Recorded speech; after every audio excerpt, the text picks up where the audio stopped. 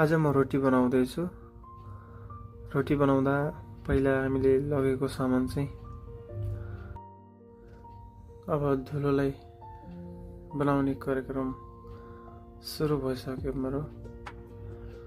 सुरु भइसक्दा त्यसमा थोरै पानी हाल्यो, फेरि थोरै पानी हालेर आटा बनायो। आटा बनाएर अब अन्तिमतिर लागिसक्यो। आटा भइसकेपछि फेरि मैले त्यसलाई साइडमा राखेँ।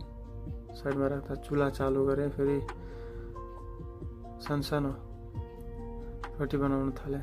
त्योभन्दा पछि चुल्हामा लगाएर आटालाई पेल्न थालेँ। पेल्न थाल्दा